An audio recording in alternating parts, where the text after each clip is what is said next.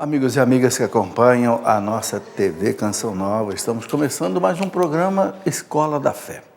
Esse programa, toda quinta-feira, às 20 horas, tem o objetivo de levar até você doutrina católica, aquilo que está no coração da igreja, aquilo que há 2000 anos o Espírito Santo vem ensinando à igreja, ok?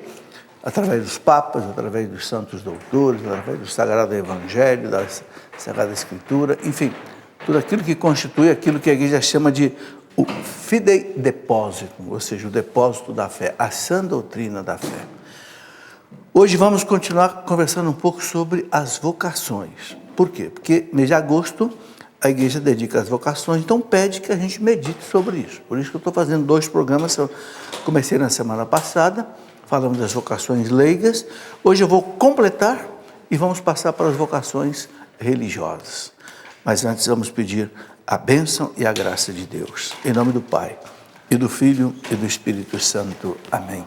Vinde, Espírito Santo, enchei os corações dos vossos fiéis, acendei neles o fogo do vosso amor. Enviai, Senhor, o teu Santo Espírito, tudo será criado, renovareis a face da terra. Oremos, ó Deus, que instruíste os corações dos vossos fiéis, com a luz do Espírito Santo. Fazei que apreciemos retamente todas as coisas segundo o mesmo Espírito e gozemos sempre da sua consolação. Por Cristo nosso Senhor. Amém. Pedindo à Virgem Maria que interceda por nós, hoje também dia de São Bartolomeu, São Natanael, que interceda por nós nesta noite. Ave Maria, cheia de graça, o Senhor é convosco. Bendita sois vós entre as mulheres, bendito é o fruto do vosso ventre, Jesus. Santa Maria, Mãe de Deus, rogai por nós, pecadores, agora e na hora de nossa morte. Amém. Glória ao Pai, ao Filho e ao Espírito Santo. São José, rogai por nós. Em nome do Pai, e do Filho e do Espírito Santo. Amém. Muito bem, quero começar mostrando esse calendário, o calendário deste ano da Canção Nova, ok? Nós já estamos aí no mês de agosto, mas ainda tem aí, né, pelo menos aí 5 meses ainda para a gente usar esse calendário. Esse calendário, quem recebe esse calendário, a gente pede para ajudar no projeto muito pesado que a Canção Nova está enfrentando, que é passar do sistema de tecnologia analógico para o digital. Todo mundo sabe que as televisões têm que passar tudo para digital. E o que está acontecendo? O Ministério de Telecomunicações já está desligando os canais, né, as transmissões via antiga, né, e agora só pelo sistema mais novo. Então, a Canção Nova precisa passar para esse sistema. Isso custa muito caro, que muda equipamentos, muda as torres de transmissão para o satélite, muda quase que tudo. Passar do analógico para o digital. Por isso, a Canção Nova oferece esse calendário, pedindo que você contribua aqui com o que você puder. E vai aparecer aí, já está aparecendo aí na sua tela, a conta do Banco do Brasil que você pode ajudar. Veja, esse não é o projeto da Almas, não é o projeto de manutenção da Canção Nova todo mês, que custa negócio de 25 milhões de reais por mês. Não. Esse é um outro projeto para fazer a transferência de tecnologia da televisão, sem o que a televisão não continua no ar, ok? É um sistema que o governo está implantando porque é bom, imagem melhor, um som melhor, tudo melhor, só que tem preço, né? Muito bem, quero mostrar esse livro aqui, que é, graças a Deus, o 3º volume que eu acabei de escrever da história da igreja. Muitas pessoas têm me perguntado como é que sai o 3º volume. O 1º volume é a história antiga, que vai até o século V, o ano 500 mais ou menos, a Idade Média, do ano 500 ao ano 1500, mais ou menos, né? E agora, do ano 1500 até mais ou menos o ano 2000, que é a história moderna e contemporânea. Aqui vamos estudar toda a questão, por exemplo, da Reforma Protestante, vamos estudar o cisma da Igreja Anglicana, né, Henrique VIII, vamos estudar toda a questão da Revolução Francesa, enfim, todos os aspectos mais, nos últimos 5 séculos da história da Igreja. Ao todo são mais ou menos 1.500 páginas, cada volume tem mais ou menos 500 páginas. Alguém pode achar que é muito, mas não é não. A obra melhor de história da igreja, do Daniel Hopes, que é um historiador francês que ganhou o prêmio da Academia Francesa de Letras, escreveu a história da igreja em 10 volumes. O Daniel Hopes escreveu 10.000 páginas. Eu escrevi só 1.500 páginas. Ou seja, é um resumo da história da igreja. A história da igreja é muito importante porque a gente entende tudo o que aconteceu. Ou, pelo menos, o entende. Tem um pouco de entendimento, né? De 2.000 anos de história. Não existe nenhuma instituição na face da Terra que tenha durado 2.000 anos. Nenhum império. Nem Império Romano, nem Império Grego, nem Babilônico, nem Egípcio, nem nada. A igreja, 2.000 anos, e vai até o Cristo voltar, porque é a promessa dele. Então, a história da igreja, que é mesclada com a história do mundo, especialmente na Idade Média, 1.000 anos da Idade Média, é algo extremamente, assim, complexo, mas muito bonito, vale a pena, né? Eu me dediquei muito a isso porque, veja, eu não sou dedicado à teologia assim com tanta ênfase. Eu fiz teologia, mas eu sou formado em física, né? Fiz um mestrado e doutorado em física, mas desde os meus 30 anos que eu tive muito gosto pela história da igreja, fui estudando, então, da ponto de eu chegar a ser professor do Instituto de Teologia da Canção Nova e História da Igreja. Isso ajuda muito a nossa base, o nosso cristianismo, o nosso catolicismo ser assim consistente, ser robusto, né? Muito bem, o que mais? Eu quero dizer aqui também algumas fontes que você pode comunicar conosco. Se quiser mandar sua pergunta, por exemplo, para o nosso programa, a produção recebe aqui e passa para mim. Olha, nós temos vários canais que você pode conversar conosco. facebook.com/Escola da Fé, é um canal hoje muito utilizado, facebook.com/Escola da Fé. Temos o e-mail do programa, escoladafé@cancionnova.com, e temos o telefone 12 31 86 2600, ok? Bom, muito bem, outra coisa que eu quero mostrar, esse livro, As Consequências da Pornografia. Gente, por que eu escrevi esse livrinho? Porque nós estamos assustados com o que significa esse assunto hoje. Cerca de 50% dos sites que tem na internet são de pornografia. É uma coisa horrorosa. E o que está acontecendo? Quem está acompanhando isso? Os psicólogos, muitos psicólogos já estão dizendo que a pornografia está se tornando algo assim, tipo das drogas. Complica a cabeça da pessoa. Tem gente que precisa fazer tratamento psiquiátrico para sair do problema. Para vocês terem ideia, o estado americano de Utah, Estados Unidos, o governador declarou problema de saúde pública a pornografia nos Estados Unidos. Tal é a calamidade que se chegou. Porque a pornografia se tornou gratuita, via internet, via qualquer telefoninho aí, celular pega, né? Olha o que eu escrevi aqui atrás, só para ter uma ideia. As pesquisas mostram que os termos relacionados com a pornografia são, de longe, os mais comumente procurados na internet. Isso tudo é pesquisa. Os psicólogos já comparam seus efeitos com o vício das drogas. Há dependentes que até precisam ser internados. Os dados são assustadores. Olha o que a pornografia gera: violência, pedofilia, estupros, vícios de masturbação, depressão e outras coisas. Isso tudo os psicólogos estão dizendo sobre isso. Outra coisa muito triste aqui para o Brasil: as pesquisas mostram que o país onde mais mulheres acessam a internet é o Brasil.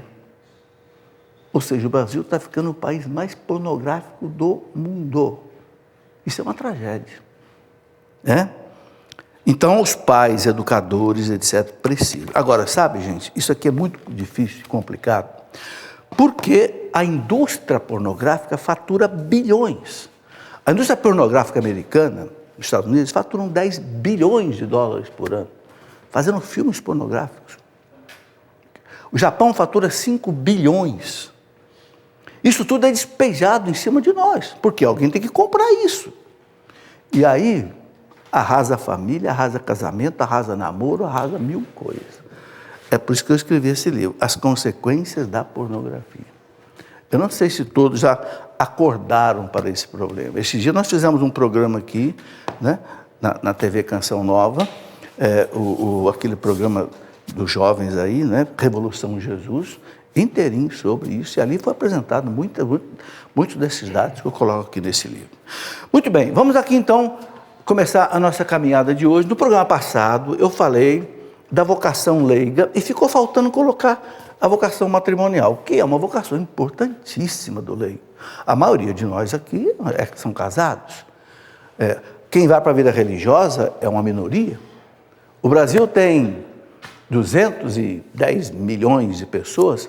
Quantos padres nós temos? 17 mil. Não chega a 1%. Quantas freiras? Talvez 30, 40 mil. Não chega aí a 1%. Ou seja, a maioria, né, vai para o matrimônio. E por quê? Porque Deus instituiu assim. Criou Adão, criou Eva, instituiu o matrimônio. Crescei, multiplicai, dominai a terra. Por quê? Porque pelo casamento, pela família, Deus quis que a humanidade existisse. Ok? A necessidade dos religiosos aconteceu por causa do plano da redenção. Se não houvesse o pecado original, não haveria necessidade de nós termos religiosos. Todo mundo seria naturalmente religioso. Ok? Pode passar. Então, algumas pessoas perguntam, eu devo me casar, não devo me casar? Olha, você gosta da vida conjugal? Se vê como pai ou como mãe de família? Esse é um teste, né? Eu, por exemplo, queria me casar, queriam me levar para ser padre, quando eu era jovem. Mas eu resisti. Por quê? Eu não sei porque eu era de uma família com muita gente, eu tinha 9 irmãos, e nós brincávamos muito. Eu tinha vontade de repetir esse modelo, né? Então, eu digo, não vou ser padre, não, vou casar. E casei muito cedo, casei com 22 anos, tanto é que tivemos 5 filhos, hoje tem 12 netos. Então, é questão de Deus põe no coração da gente um chamado, né? Então, constituir família, gerar e educar os filhos na fé da igreja é uma missão, eu gosto de repetir isso daqui, é uma missão árdua e sagrada. Não é uma curtição. Isso é uma coisa muito importante. A gente entender que o casamento é uma missão, assim como o do sacerdócio é uma missão árdua. O sacerdote não se casa, não constitui família, ele vive full time, né? Tempo integral para Deus. Por isso não constitui família. Mas quem casa também não é fácil não. Você manter um lar, ter os filhos, educar os filhos, um aguentar o outro 40 anos, 30 anos, 50 anos, né? Superar as desigualdades. É uma missão, não é? Quem se casa achando que o casamento é uma curtição, vou curtir a vida a dois, vai ser um mar de rosa. Vai cair do cavalo. Ok? É claro que as alegrias no casamento são muito maiores do que as tristezas. Pelo menos o meu foi, né? Mas a gente tem momentos de dificuldade, né? Por isso que Deus criou um sacramento para isso. O que é um sacramento? É uma graça especial para uma missão especial. O sacerdote tem uma missão especial, então tem um sacramento especial. A ordem, né? Aí, o casal, então, tem um sacramento. O que é um sacramento? É uma bênção especial. Para quê? Para eles educarem os filhos, manter a família, né? Haver a harmonia conjugal, a harmonia sexual e tudo mais que é necessário no casamento. É tão importante esse assunto, gente, que eu já escrevi 8 livros relacionados com esse assunto. Escrevi um primeiro que eu chamei de, você está aqui, Sereis uma só carne. Isso aqui já tem mais de 20 anos. É o sentido do casamento. Eu disse para o primeiro casal, sereis uma só carne. O homem deixa a casa de seu pai, se une à sua mulher e vocês vão ser uma só carne. O que significa isso? Vocês vão ser uma unidade. Jesus diz, não separe o homem que Deus uniu. É o sentido do casamento, né? Depois escrevi um livro sobre o namoro. Escrevi um livro de problemas do namoro. Problemas no casamento, é esse aqui, né? Família Santuário da Vida. Ou seja, a coisa vai longe, né? Depois, como educar os filhos, missão do casal. Vida sexual no casamento, tantos problemas de vida sexual. Ou seja, tudo isso aqui, envolve a vida da família e muito mais. Mas é importante que isso seja bem entendido. Por quê? Porque é uma missão maravilhosa. Eu costumo dizer o seguinte, que no céu não nasce criança. Vocês já perceberam que no céu não nasce criança? Quando os fariseus perguntaram para Jesus assim, para colocar à prova, Senhor, os saduceus que não acreditavam na ressurreição, né? Os saduceus perguntaram, Senhor, uma mulher casou com um homem, ele morreu, aí ele casou com o irmão, porque a lei do levirato lá dos judeus mandava que quando uma mulher casava com um homem e não deixava filho, tinha que casar com um irmão. Só que o cara tinha 7 irmãos, então casou com o primeiro, morreu, casou com o segundo, morreu, com o terceiro, morreu, até o 7º. Para pegar Jesus, né? Na cilada, né? Aí perguntaram, na vida eterna, com qual deles a mulher vai ficar casada? Jesus disse, com nenhum deles, porque no céu não tem mais casamento. Ou seja, não tem casamento, não nasce mais criança. Então, quem é que vai habitar o céu? Somos nós. Os nossos filhos é que vão habitar o céu. Por isso que Deus disse para o casal, crescei e multiplicai. Os nossos filhos vão ser os cidadãos do céu. Esse é o sentido profundo, né, do casamento. Então, a missão da família é gerar e criar os filhos para um dia habitarem o céu. Pode passar. O nosso catecismo diz lá no parágrafo 1602 o seguinte, o catecismo fala muito da família, casamento, tudo isso. A aliança matrimonial, isso que a gente põe no dedo, o que a gente põe no dedo é o símbolo, né, da aliança matrimonial. Uma comunhão da vida toda, uma comunhão da vida toda. Só a morte extingue o vínculo matrimonial. A separação de um casal pelo divórcio não extingue o vínculo matrimonial. O vínculo matrimonial só pode ser extinto pela morte, a menos que o casamento tenha sido nulo. Então, a comunhão da vida toda é ordenada por sua índole natural ao bem dos cônjuges e à educação dos filhos. Ou seja, é o crescer e multiplicar. O crescer é o bem dos cônjuges. Por que Deus põe uma mulher do lado da gente, ou um homem do lado, para um fazer o outro crescer? Um casamento onde um não faz o outro crescer, esse relacionamento está furado, está prejudicado. O marido tem que fazer a mulher se tornar melhor. A mulher tem que fazer o marido se tornar melhor. Na fé, na profissão, em tudo, humanamente. E isto custa sacrifício. Por isso que São Paulo diz na carta aos Efésios, capítulo 5, versículo 25, São Paulo diz, maridos, amai as vossas esposas como Cristo amou a igreja e se entregou por ela na cruz. Olha o amor que São Paulo quer para o casal. O que ele falou para o marido, vale para a mulher também. É o paralelismo bíblico, vale para os dois. Ok? Ou seja, fazer o outro crescer implica em amar. Amar significa dar a vida. Jesus disse, ninguém tem amor maior do que aquele que dá a vida pelo outro. Então, é você dizer não para você dizer sim para o outro. Gente, não tem jeito de você dizer sim para alguém se você dizer não para você.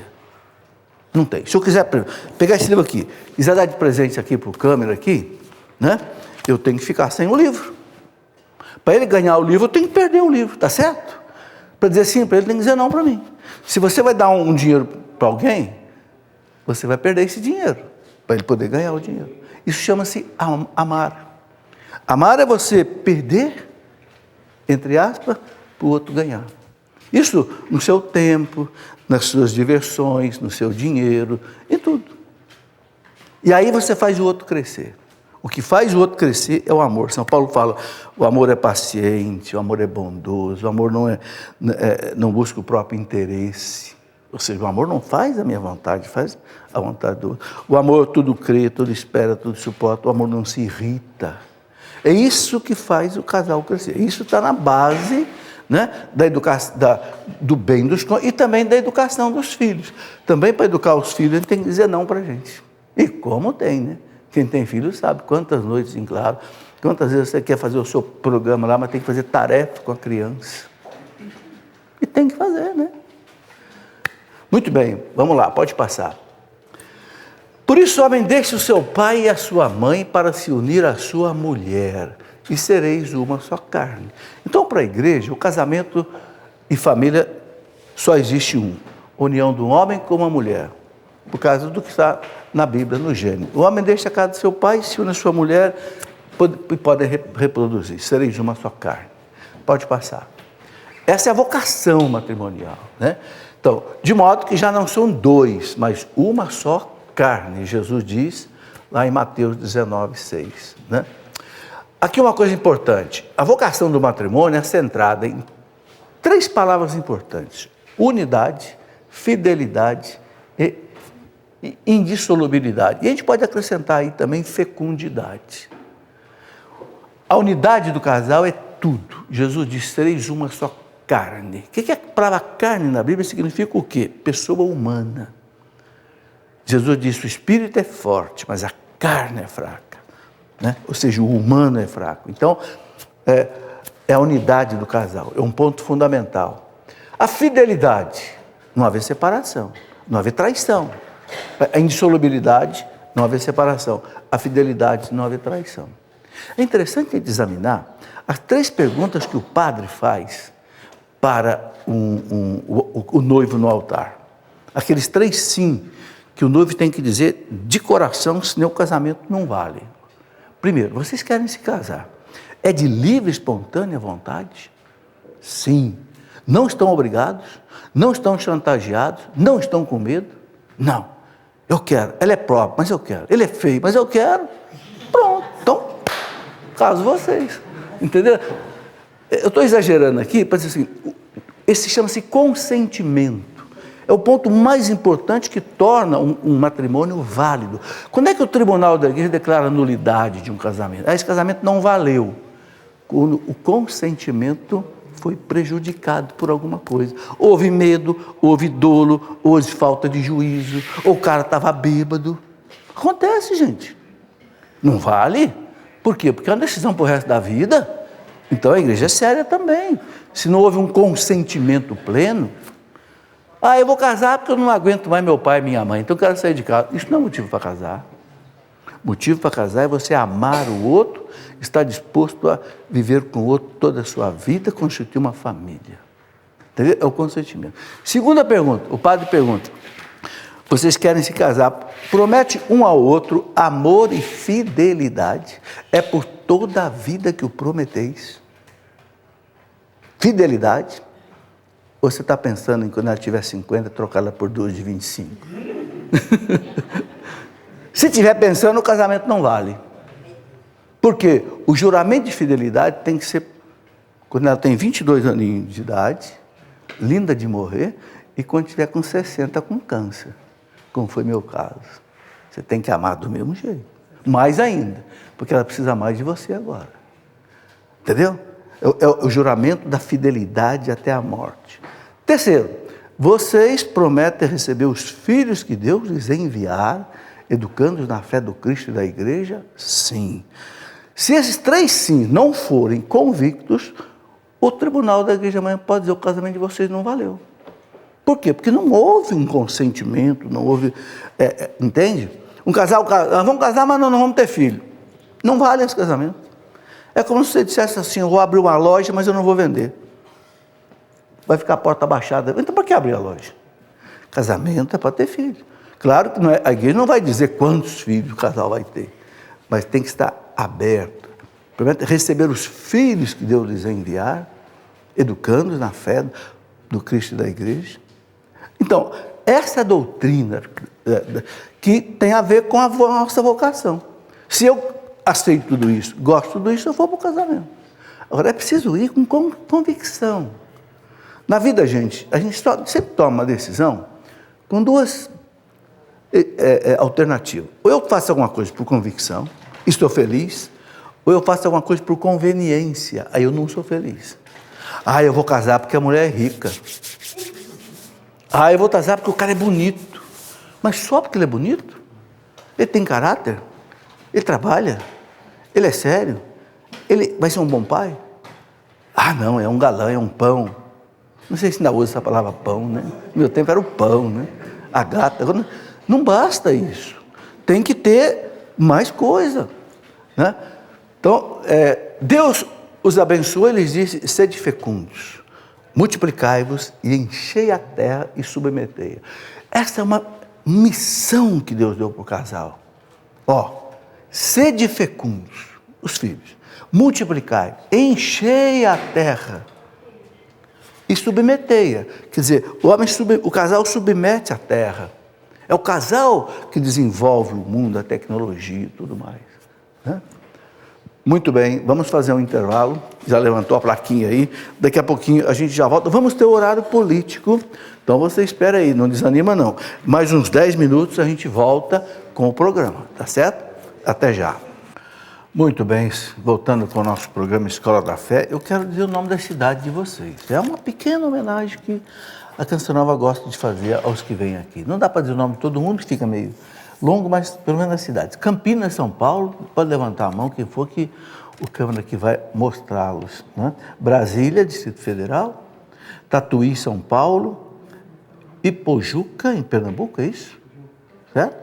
Recife, Pernambuco, Cruzeiro, aqui em São Paulo, depois Águas de Santa Bárbara, São Paulo, Ipatinga, Minas Gerais, Botucatu, São Paulo capital, Passos, Minas Gerais, está lá atrás, Cachoeira Paulista, Belo Horizonte, Minas Gerais, Lagoa da Prata, Minas Gerais. Ok, sejam bem-vindos à Canção Nova, que é a Escola da Fé. Um outro aviso aqui importante é o seguinte, Caminhada Mariana no dia 2 de setembro. O que é isto? Venha participar conosco aqui na Canção Nova dessa Caminhada Mariana. É uma peregrinação que terá como abertura a Santa Missa e depois haverá essa caminhada rumo ao Santuário Nacional de Aparecida. Daqui a Aparecida, ó, tem que ter perna boa, viu? Que daqui a Aparecida vai dar aí bem uns 30 quilômetros, ok? Será dia 2 de setembro, no sábado, com saída do Santuário do Pai das Misericórdias, aqui até o Santuário Nacional da Aparecida. Bonito, né? Muito bem, quem quiser mais informações, é só acessar aí o site paidasmisericordias.com, paidasmisericordias.com, ok? Muito bem.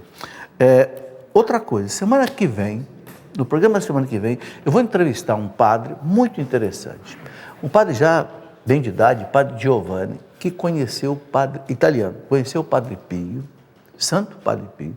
Ele foi coroinha do Padre Pio, ajudava o Padre Pio nas missas. Ele vai estar aqui semana que vem no programa. Vamos conversar sobre muitas coisas, né?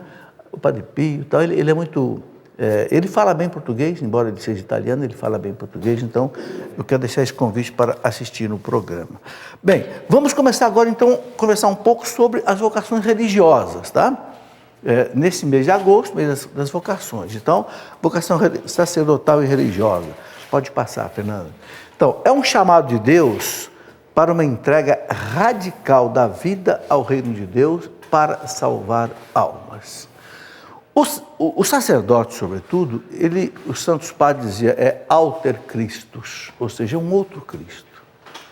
Ele é uma réplica de Cristo. Em que sentido? O Cristo viveu para implantar o reino de Deus na terra, ele veio para tirar o pecado do mundo. Por isso ele instituiu a confissão. Então, o sacerdote é para isso. O sacerdote é alguém que não vive mais para ele. São Filipe Neri dizia, morrer para si e viver para Deus. Esta é a vida. O sacerdote ele tem que ter essa vocação. Não pode ser uma meia vocação. O sacerdote não pode querer viver um pouco para ele, um pouco para Deus. Não dá certo. É melhor ser leigo, então. O sacerdote é aquele que ele já não se casa por isso mesmo. O celibato é por quê? Porque o Cristo era celibatário. Então ele abre mão de constituir família, né? Exatamente para ele poder viver 100% para o reino de Deus, né?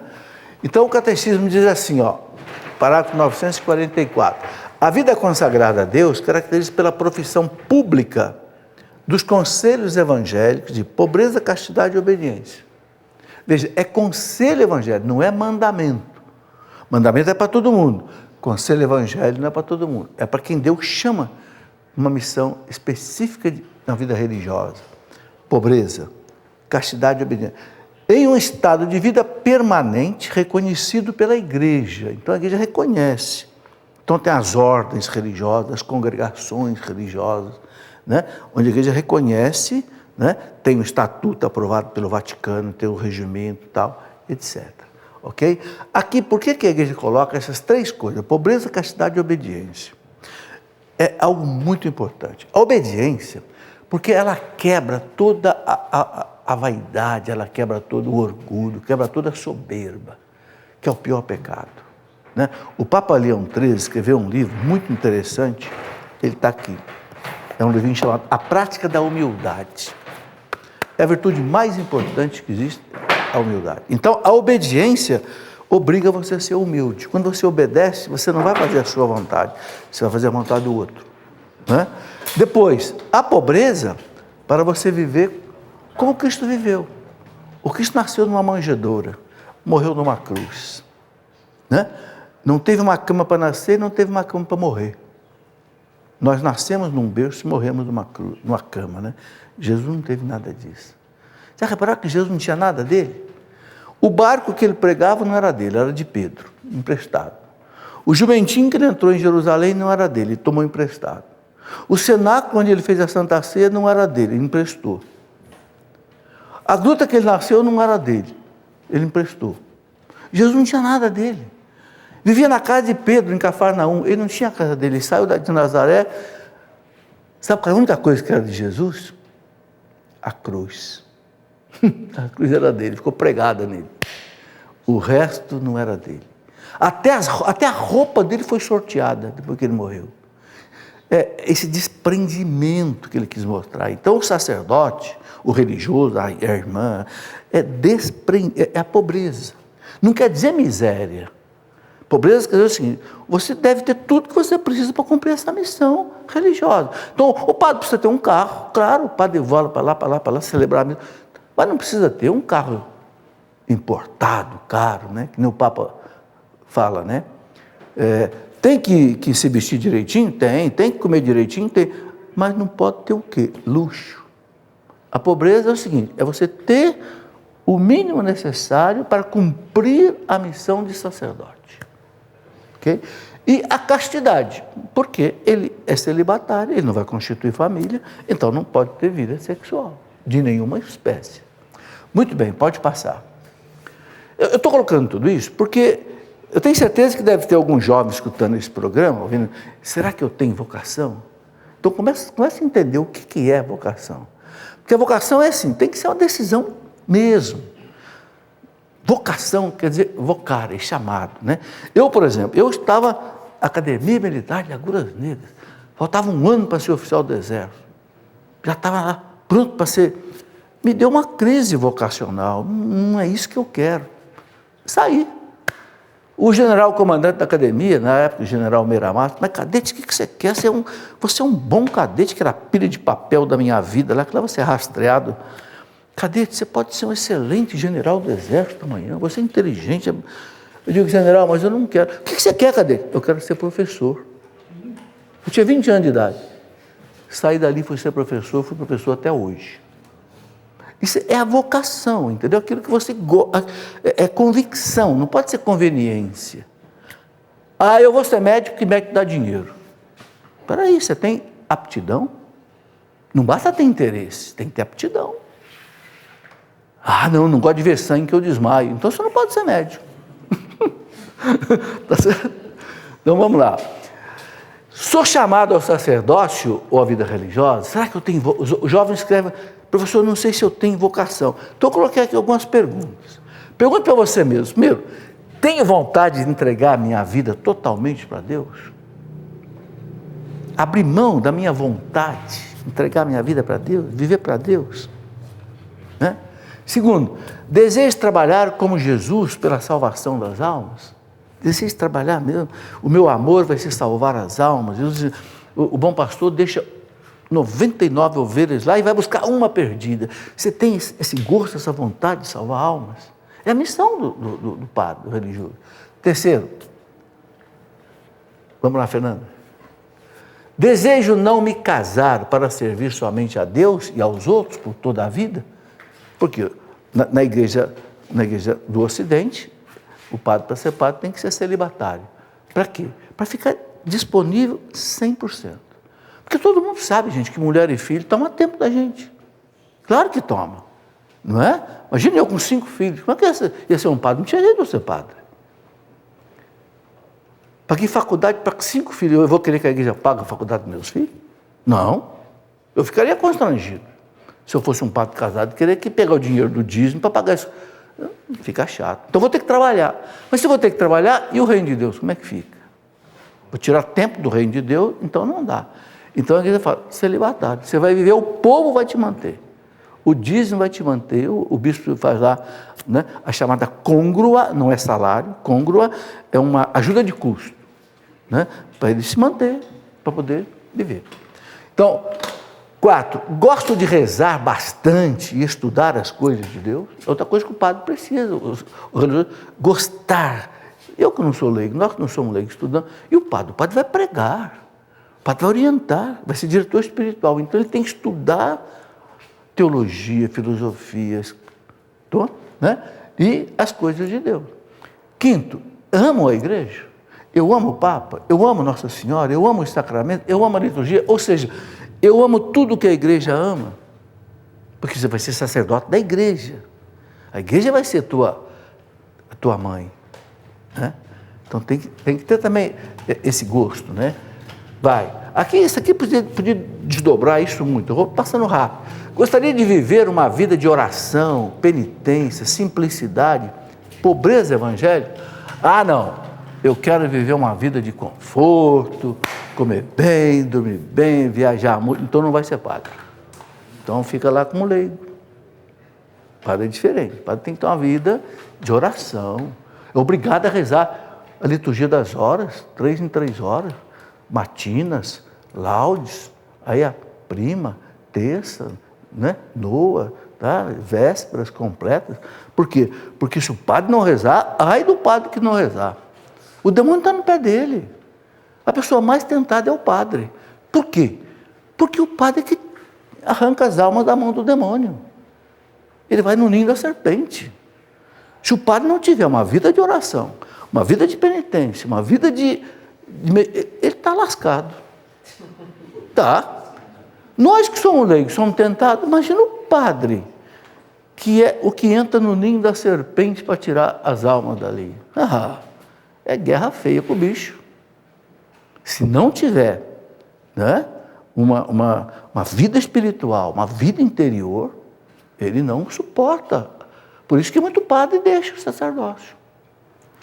Depois, 7, gostaria de servir a igreja e obedecê-la sempre. Por causa do voto da obediência, né? Pulei o 8 aqui, não sei porquê. 9, amo a Bíblia e gosto de meditá-la todos os dias, porque o padre, ele vai explicar a Bíblia nas homilias, né? Então ele tem que gostar da Bíblia, tem que estudar a Bíblia, tem que fazer curso bíblico. Claro que ele já faz isso no seminário, mas não é suficiente o seminário. O seminário, ele vai ter um curso bíblico no seminário, mas é preciso aprofundar mais. 10, estou disposto a dar a vida pela igreja, pelas almas e por Jesus Cristo. Sabe, o sacerdócio, a gente vê a vida olha, quando eu fico lendo a vida dos santos sacerdotes, como Santo Inácio de Loyola, São Francisco Xavier, era amigo de Santo Inácio, foi para as Índias, para a China, morreu no Japão, não voltou para a Espanha, era espanhol. Você vê um São Francisco de Assis, meu Jesus amado. Você vê um São João Bosco, viveu só para aquela juventude pobre e tal. Quer dizer, vocação mesmo, né? Então, tem que ter esses ingredientes para ser um padre convicto, né? O que mais? Vira aí, Fernanda. O que Santo Agostinho dizia sobre o sacerdote? Aqui eu coloquei agora algumas frases de santos falando dos sacerdotes. Tem um livro muito interessante, eu gostaria de recomendar esse livro para os seminaristas sacerdotes. Na Escola dos Santos Doutores. O que é esse daqui? Esse livro eu peguei, todo mundo sabe que a igreja tem os santos doutores, são 36. De mais de 20 mil santos canonizados, 36 receberam de algum papa um título de doutor. Ou seja, o cara sabe. Então eu peguei esses 36 e coletei aqui frases deles. Aqui tem 2.000 frases. Começa aqui com Santo Agostinho, São Tomás de Aquino, Santa Teresa d'Ávila, São João da Cruz, Santa Teresinha do Menino Jesus, os santos doutores.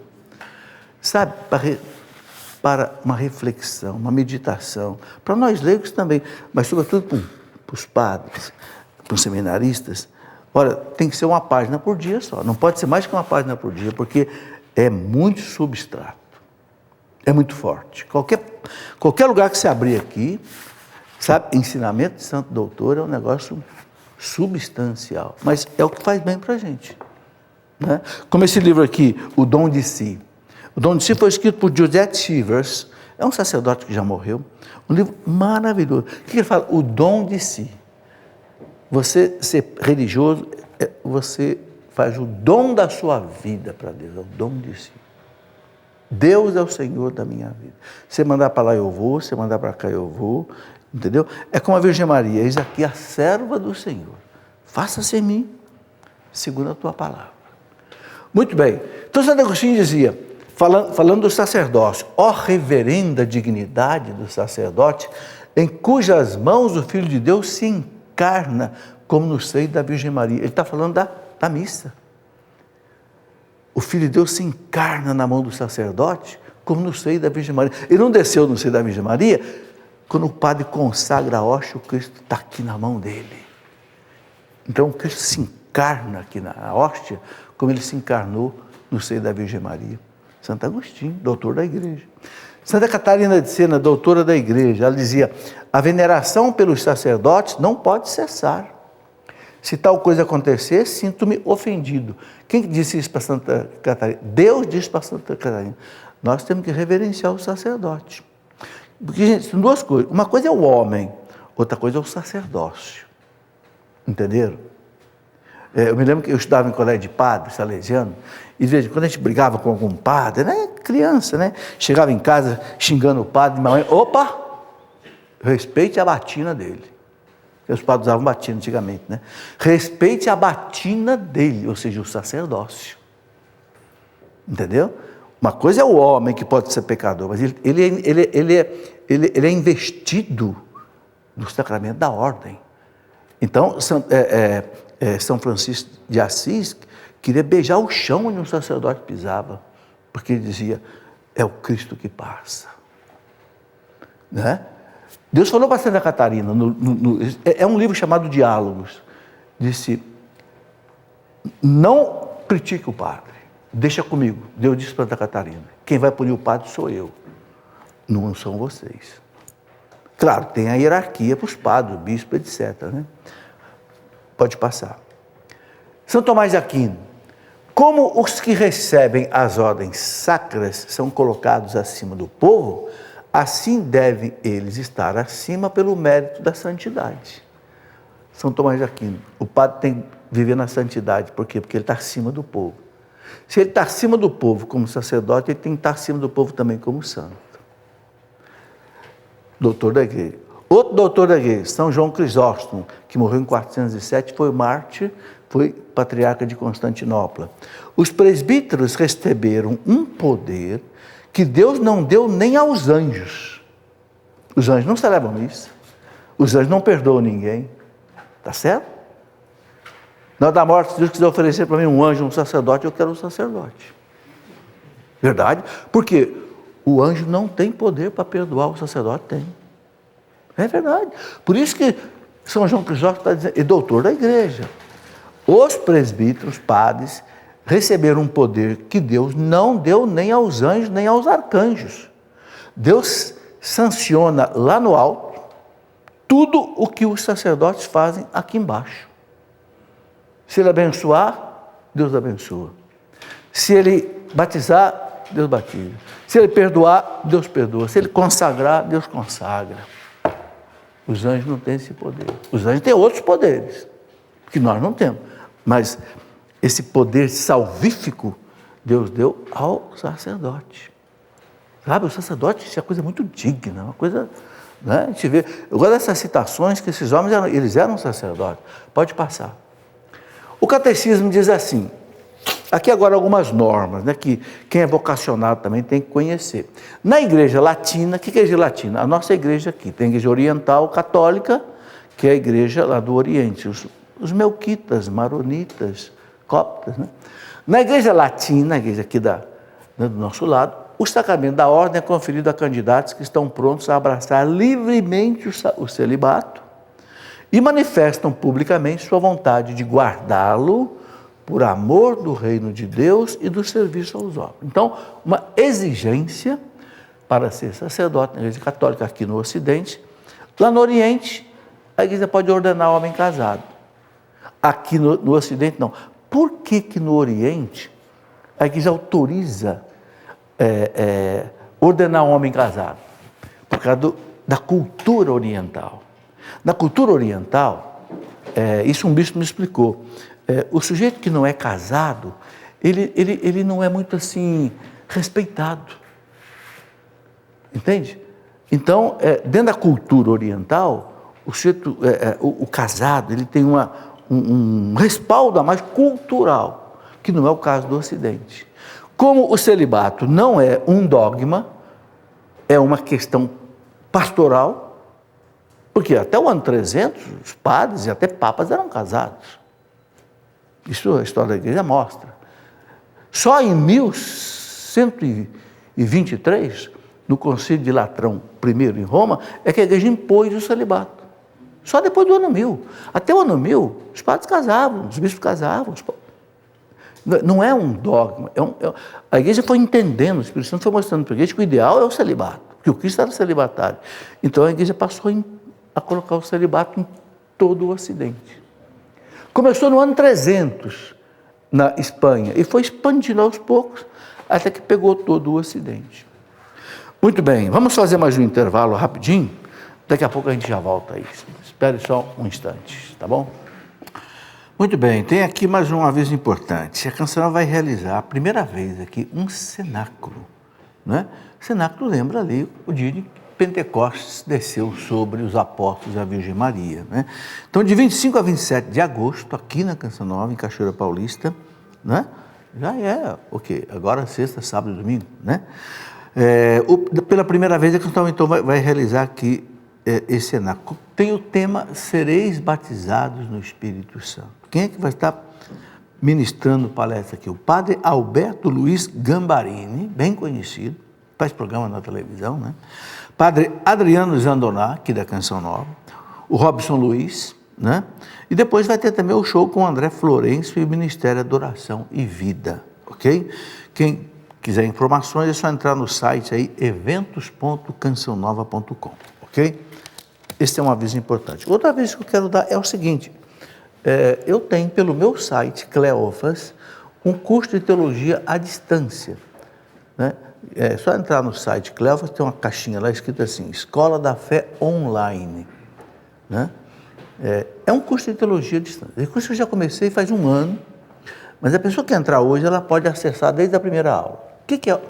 Teologia é formada do quê? Todas as matérias ligadas à nossa fé. Então, toda a parte do credo, a teologia dogmática, a parte da teologia sacramental, teologia a moral católica, a história da igreja, liturgia, catequese, escatologia, os últimos acontecimentos, enfim, toda a teologia. Então, é uma aula de meia hora por dia, tem um vídeo, uma matéria para ler e de vez em quando uma matéria para ouvir gravada em MP3. É uma trabalheira, são 5 pessoas que trabalham comigo, né? E está lá, Escola da Fé Online. Você clicar ali, vem as orientações para você se inscrever e você pode mandar as perguntas toda semana. Toda sexta-feira eu respondo as perguntas, né, que durante a semana os alunos mandaram da matéria para poder estudar, ok? Muito bem. E quero mostrar mais uma vez esse terceiro volume aqui. Eu quero mostrar porque muita gente estava esperando. Muita gente que já leu o primeiro volume, o segundo volume, a Idade Antiga, a Idade Média, esse é a Idade Moderna e Contemporânea, ok? Finalmente ficou pronto, completou aí a história da igreja em 3 volumes. Dou graças a Deus, bendito seja Deus, por Ele ter me dado saúde e luzes para conseguir fazer esse trabalho, que nunca na minha vida eu pensei de fazer isso. Louvado seja Deus, que sirva para a salvação das almas. Vamos aqui voltar então, completando o nosso estudo, né? Pode passar, isso que já colocamos, né? O sacerdote, isso aqui está no catecismo da igreja, tá? O sacerdote, em virtude do sacramento da ordem, age in persona Christi capitis, que age na pessoa de Cristo, cabeça da igreja, Ou seja, ele age no poder de Cristo. Quando o padre diz assim, isto é o meu corpo que é dado por vós, não é mais o padre que está falando, é o Cristo que está falando. Ele diz, isto é o meu corpo, não é o meu do sacerdote, é o meu de Cristo. É o Cristo que está falando pela boca, ou seja, ele atua in persona Christi capitis, cabeça de Cristo, pelo sacramento da ordem, ok? Que vem dos apóstolos, bispo até bispo, chegou até o bispo da sua diocese e que tem o poder para também ordenar os padres. É chamada sucessão apostólica. Quem não está na sucessão apostólica não tem sacramento da ordem. Por isso que nenhuma religião tem sacerdote como nós, porque não tem a sucessão apostólica. Ok? Muito bem. Na pessoa de Cristo cabeça. A igreja o expressa dizendo que o sacerdote, em virtude do sacramento da ordem, age in persona Christi capitis. Na verdade, o ministro faz as vezes do próprio sacerdote Cristo Jesus. São Tomás de Aquino dizia assim, só existe um sacerdote, é Cristo, os outros são seus ministros. Ou seja, eles, é exatamente o que está aqui, ó. Na verdade, o ministro faz as vezes do próprio sacerdote que é Cristo. Então é Cristo que age através do sacerdote, ok? O poder do sacerdote de perdoar, de consagrar, de abençoar, é um poder que é do Cristo através dele, pelo sacramento da ordem, que nós leigos não temos, ok? Então vamos lá. O catecismo, no parágrafo 1552, eu fiz assim, eu pensei do catecismo algumas coisas mais importantes. O sacramento da ordem comunica um poder sagrado, que é o próprio poder de Cristo. Olha o que diz o catecismo. O padre tem um poder sagrado. Quando ele abençoa um objeto, abençoa um texto, abençoa uma água, a água fica benta. O demônio foge de uma água abençoada. Por quê? Porque o poder de Cristo atingiu essa água através do sacerdote. A consagração. Então, o sacerdote é realmente alter Christus, né? E aí o catecismo coloca o seguinte, os presbíteros são sacerdotes, né? São consagrados para quê? 3 missões básicas. Primeiro, pregar o evangelho. Primeira coisa que o sacerdote, porque isso ide pelo mundo inteiro. Prega o evangelho a todas as nações, né? Ensinando a observar tudo que eu prescrevi. Então, a primeira coisa que um sacerdote tem que fazer, ele tem que conhecer muito bem o evangelho, e aí tem que ter um curso muito bom sobre isso, para explicar. Toda missa tem um evangelho, então ele tem que explicar o evangelho, né? Segundo, apacenta os fiéis. Esse apacenta os fiéis quer dizer o quê? Dirige, orienta, é diretor espiritual, ele confessa, ele orienta. E terceiro, celebrar o culto divino, a missa. O Código de Direito Canônico fala, o padre deve celebrar a missa todo dia. Tem padre que celebra muito mais. Tem padre que celebra 2, 3 missas por dia, né? E aqui uma coisa bonita que eu gosto de lembrar, né? Uma coisa bonita que eu gosto de lembrar é o seguinte, no mundo existe mais ou menos 410 mil sacerdotes. Se cada sacerdote celebrar uma missa por dia, nós temos em 24 horas 410 mil missas celebradas. Aí eu fiz uma conta. Que conta é essa? Matemático gosta de fazer conta, né? Matemático gosta de 2 coisas, fazer conta e fazer gráfico. Diz que o matemático é pornográfico, tudo ele quer pornográfico. Tudo ele quer fazer um gráfico, senão ele não fica satisfeito, né? Então, o matemático é pornográfico. Brincadeira, né? Mas, veja, eu fiz uma conta. Quantas missas são celebradas por segundo? Um dia, quantos segundos tem? Só você fazer 24 vezes 60 vezes 60. Porque o dia tem 24 horas, hora 60 minutos, minuto 60 segundos. Então, se você dividir 410 mil por esse número, você vai encontrar 5. Ou seja, em cada segundo, 5 vezes a missa é celebrada. 5 vezes por segundo, segundo ao tempo de você dizer assim, 1.000, passou 1 segundo. 5 missas são celebradas no mundo. Ou seja, 5 vezes o Calvário se torna presente em algum altar. Que coisa maravilhosa, gente. 5 vezes por segundo, o sacrifício do Cristo é oferecido ao Pai para a salvação da humanidade. É por isso que o mundo não acabou ainda, com tanto pecado, porque o sangue de Cristo, a oblação de Cristo, 5 vezes por segundo é oferecido. E como o mundo gira, o fuso horário, nós estamos dormindo aqui, mas o padre japonês está celebrando lá. E aí a roda vai, né? Ou seja, 24 horas a missa está sendo celebrada, o louvor ao Pai. Que coisa bonita, né? Por causa do sacerdote. Não tem missa se não tiver sacerdote. O diácono não pode celebrar a missa. Está vendo o valor de um sacerdote, né? Muito bem, então celebrar o culto divino. Pode passar. As virgens consagradas a Deus, tem as mulheres também. Então, que coisa bonita, gente, as virgens consagradas, as irmãs, né? Eu dou aula aqui no Carmelo, em Aparecida, dou aula de teologia para as irmãs ali, umas 20 irmãzinhas ali, enclausuradas, não sai dali, a vida inteira, vai morrer ali. Eu dou aula para elas, sabe que jeito? Uma grade, ela do lado de lá da grade e eu do lado de cada grade. A gente não entra contar. Você vai assistir missa com elas, quem já foi em Carmelo sabe disso. Você fica do lado de fora da grade e ela do lado de dentro. Por quê? Porque elas deixaram o mundo. Que coisa maravilhosa. Paulo VI dizia assim, que a oração dessas virgens consagradas, que passam a vida em penitência, em oração, rezando por nós, rezando. Paulo VI dizia assim, é como aquela água que desce da montanha para irrigar a planície, para que na planície nasça a plantação.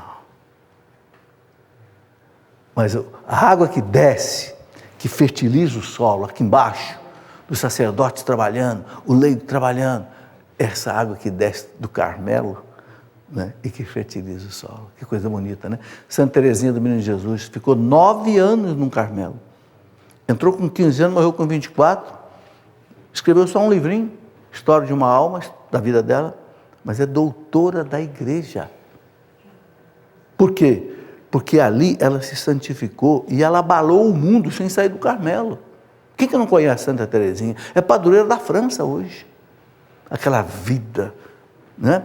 É um holocausto, é uma imolação da própria vida. Mas engraçado, eu dou esse testemunho da alegria das irmãs.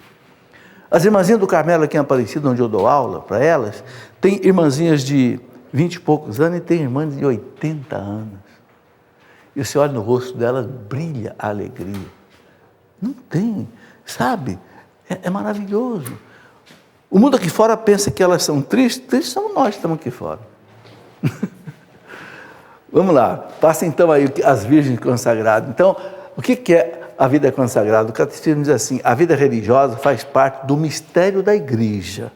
É um dom que a igreja recebe do seu Senhor e que oferece como um estado de vida estável ao fiel chamado por Deus, o fiel chamado por Deus, é Deus que chama, né? Ao fiel chamado por Deus, a profissão dos conselhos, aqueles conselhos, pobreza, obediência e castidade. Assim a igreja pode ao mesmo tempo manifestar Cristo e reconhecer-se como esposa do Salvador. A Virgem é uma esposa de Cristo. Ela põe até uma aliançazinha no dedo, né? De esposa do Salvador. Pode passar? Aí continua, a vida religiosa é convidada a significar nas suas variadas formas a própria caridade de Deus em linguagem do nosso tempo, né? A caridade de Deus, pessoas que se entregam a Deus totalmente. A caridade é dar-se, né? Dar a vida, né? Por nós aqui. Sabe, gente, e olha, nós temos que ajudar esses Carmelos. Não é só Carmelo, tem irmãs celibatárias em várias ordens, sabe? É importante que a gente ajude até financeiramente, porque elas não vêm de fora pedir esmolas. Não, as pessoas que vão ao Carmelo, mas que coisa bonita, aí rezam para a gente. Reza, aquela oração ali, ó, substancial, né? Muito bem. O catecismo ainda diz assim, na vida consagrada, os fiéis de Cristo se propõem, sob a moção do Espírito Santo, seguir a Cristo mais de perto, doar-se. Esse é o sentido da vida consagrada. Tem 2 textos da Escritura, da Sagrada Escritura, que a igreja aplica muito bem a consagração. Primeiro aquele texto de Samuel, quando era menino, ele estava lá com o sacerdote Eli, dormindo, e Deus começou a dizer, Samuel, Samuel, Samuel. Samuel acordou e foi lá no Eli, o senhor está me chamando? Não, estou chamando não, volta a dormir. E de novo, Deus, Samuel, Samuel, foi lá no Eli, o senhor está me chamando? Não, estou chamando não. Pela terceira vez, Samuel, Samuel, foi lá, ele disse, espera aí, já sei, é Deus que está te chamando. Quando Deus disser para você, Samuel, diga, eis-me aqui, Senhor. E o Samuel disse. A igreja aplica esse texto ao chamado vocacional para a vida religiosa. Deus fica chamando. Deus fica pondo no seu coração aquele desejo. Entendeu? Da vida religiosa. Samuel, Samuel. E o segundo texto que a igreja vê, tem outros textos também. É lá em Mateus 18, quando Jesus fala daquele eunuco. Jesus fala assim que, eunuco, quem é eunuco? Eunuco é aquele que não gera, né? Porque tem um problema genital, não gera. Então, Jesus diz assim, tem 3 tipos de eunuco. Um que nasceu assim, é a pessoa que não nasceu, não sei, impotente para gerar, por problema de saúde. Há um segundo, aquele que foi feito eunuco. Antigamente, os reis antigos castravam os eunucos, né? Mas Jesus fala, mas há um terceiro tipo, aqueles que se fizeram eunuco por amor ao reino de Deus. Ou seja, que abraçaram o celibatário, a vida celibatária. Se ele não nasceu eunuco, nem foi feito eunuco, ele se impõe, né, pelo reino de Deus. Evangelho de São Mateus. Então, a igreja vê nesses 2 textos, no Antigo e no Novo Testamento, assim como um chamado, né? Muito bem, pode passar, Fernanda. A vida eremítica é um tipo de vida consagrada. O eremita, ele vai viver num eremitério, né? Sozinho, numa vida contemplativa. Escondida aos olhos dos homens, a vida do eremita é a pregação silenciosa daquele ao qual entregou sua vida, pois tudo é para Deus. Sua vida é marcada por uma separação mais rígida do mundo, pelo silêncio da solidão, pela assídua oração e penitência. É um chamado peculiar a encontrar no deserto, precisamente no combate espiritual, a glória do crucificado. Bom, a vida eremítica, por exemplo, Santo Antão do deserto. No século IV e V, os desertos do Egito se encheram de eremitas, né? Santo Antão foi um dos primeiros deles, né? Santo Atanásio escreveu a vida de Santo Antão, e Santo Atanásio conta que o demônio reclamou para Santo Antão que os monges estavam tomando o lugar dele no deserto. O demônio reclamando para Santo Antão, de tanto monge eremita que ia para o deserto. Impressionante. É um tipo de vida. Agora, veja, não é para qualquer um.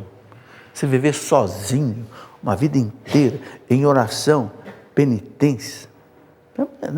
Mas houve muitos, e ainda há, né? É vocação, né? Pode passar. Outro tipo de vida, as virgens e viúvas consagradas, né? O catecismo diz assim, emitindo o santo propósito de seguir a Cristo mais de perto, as virgens são consagradas a Deus pelo bispo diocesano, segundo o rito litúrgico aprovado pela igreja, misticamente desposadas com Cristo. Então elas são como que esposas de Cristo, né? Filho de Deus e dedicadas ao serviço da igreja. Então o bispo é que faz a consagração delas, estão ali a serviço da igreja. Agora, dependendo da congregação religiosa, da ordem religiosa, cada um tem um tipo de atividade, né? Umas é só rezar, outras vão trabalhar no mundo com crianças, outras com a Madre Teresa de Calcutá, as virgens dela vão trabalhar com os pobres. Então cada um tem um tipo de trabalho. Pode passar? Os institutos seculares, a Canção Nova, por exemplo, é uma associação pública de fiéis, é um tipo de consagração, né? Aprovado pelo Vaticano, né? Então o catecismo diz, o instituto secular é um instituto de vida consagrada, em que os fiéis, vivendo no século, ou seja, no mundo, século quer dizer o mundo, se esforçam por atingir a perfeição da caridade e por contribuir, sobretudo, a partir de dentro, para a santificação do mundo. Então, ele trabalha no mundo pela santificação do mundo. Okay? Aí tem vários tipos de organizações da igreja, né, com gente desse tipo. Tem o Opus Dei, por exemplo, que é uma prelazia, né, onde as pessoas trabalham no mundo, ok? Enfim, há vários tipos de consagrações desse tipo. O que mais? A sociedade de vida apostólica, né? É um outro tipo de consagração que a gente também colocou. Aproximam-se das diversas formas de vida consagrada, a sociedade de vida apostólica, cujos membros, sem os votos religiosos, não são obrigados a fazer todos os votos, prosseguem o fim. Tampou. É o parágrafo, não tem problema. Então, existem formas de consagração. Por exemplo, hoje nós estamos vivendo um tipo de consagração diferente, a partir do Concílio Vaticano II. Por exemplo, a Canção Nova tem padres, tem casais consagrados e tem celibatários, que não são padres nem são casados. É uma coisa nova na igreja. As ordens religiosas antigas era só padre ou então só freira. Você pega lá os jesuítas, os franciscanos, os dominicanos, né? Premonstratenses, cistercienses, era só padre, freira. E havia as chamadas ordens terceiras, que era dos leigos, mas não era uma consagração como, né? O padre e freira. Hoje, nós temos diferente. Então, sociedade de vida apostólica, cujos membros, sem votos religiosos, prosseguem o fim apostólico próprio da sociedade, vivendo em comum a vida fraterna, tudo em comum, de acordo com a própria forma de vida, tendem para a observância das constituições, então cada um tem um estatuto, uma constituição, né? Tem um regimento, ok? A perfeição da caridade. Entre elas, há sociedades cujos membros assumem os conselhos evangélicos. É o caso dos padres. Então, a Canção Nova tem os padres têm os conselhos evangélicos, os casais não, segundo as suas constituições. Então, o Espírito Santo sopra coisas diferentes, né? E aí, isso é muito bom, porque cada um pode buscar um tipo de consagração. A Canção Nova, por exemplo, olha o que tem de gente querendo ser consagrado na Canção Nova. Eu dou aula, por exemplo, para... como é que é aqui na Canção Nova? Quem é selecionado, ele é acompanhado 2, 3 anos antes de chegar aqui. Passa por uma seleção. Aí ele passa 1 ano na casa de Lavrinhas, só estudando, rezando. Depois mais 1 ano em Queluz, eu dou aula para eles, toda manhã, uma manhã eu dou exatamente teologia, o catecismo, em Queluz e Lavrinhas. Depois de 2 anos, aí eles fazem uma primeira consagração. Eu diria uma consagração meio provisória, não é definitiva, porque está amadurecendo ainda, vai experimentar aí a vida, como é que é e tal, né? Uma coisa muito séria. E tudo regulamentado pelo estatuto aprovado pelo Vaticano. Foi aprovado depois de 30 anos. O Vaticano esperou 30 anos para aprovar. O Shalom foi a mesma coisa, porque a igreja é muito séria, ela não brinca com as coisas, né? E a outra coisa, ela dá uma aprovação depois de 30 anos, e é uma aprovação provisória, depois de 5 anos a Canção Nova já tem agora a aprovação definitiva. A aprovação do Vaticano significa o quê? A Canção Nova pode se estabelecer no mundo inteiro, na Igreja Católica no mundo inteiro, porque ela tem o reconhecimento da Igreja Universal, ou seja, a Igreja de Roma, né? Antes disso, tem a aprovação do bispo. Então, primeiro o bispo dá uma aprovação, até que depois Roma deu uma aprovação diferente. Foi o que aconteceu com a Canção Nova aí, há uns anos atrás. Muito bem, pode passar. Vocação às novas comunidades. Então, caso, por exemplo, hoje com a renovação carismática católica, surgiram no Brasil e no mundo muitas comunidades, né? No Brasil são mais de 500 comunidades, tipo Obra de Maria, Shalom, Canção Nova, Pantocrates. Nossa, graças, é um mundo, né?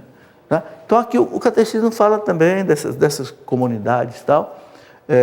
Terminou o tempo do programa, eu tenho que encerrar, mas nós conhecemos essas comunidades aí, ok? Ou são associações de vida pública de fiéis, ou são algumas outras que eu já citei aí, se enquadra, né, nessas outras modalidades.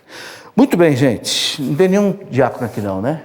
Para vir dar uma bênção para nós, nem padre, então nós vamos pedir a bênção de quem está em casa, porque a bênção pode ser dada à distância, Olha o que eu falei do poder do sacerdote. Aí depende da minha fé. Se eu acredito nessa bênção, e ele dá a bênção, o poder da bênção chega até nós. Porque é um sacramental, não é como um sacramento. O sacramento tem que ser ao vivo, na presença. O sacramental não precisa, pode ser à distância.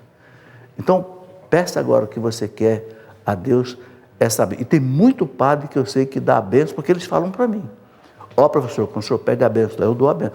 Padre, diácono, pode ter certeza. Tem muito padre agora que vai dar a bênção para nós. Então, ponha aí a intenção diante de Deus. Por você, pela sua família, pelo nosso Brasil, por todas as nossas intenções. A nossa proteção está no nome do Senhor. Que desça sobre todos nós, meus irmãos, com a intercessão de Nossa Senhora e de São José, a bênção de Deus Todo-Poderoso. Em nome do Pai, e do Filho, e do Espírito Santo.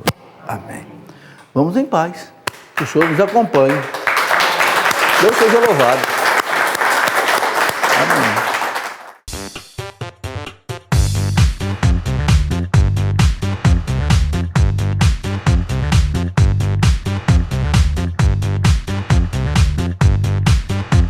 CançãoNovaPlay.com. Assine já!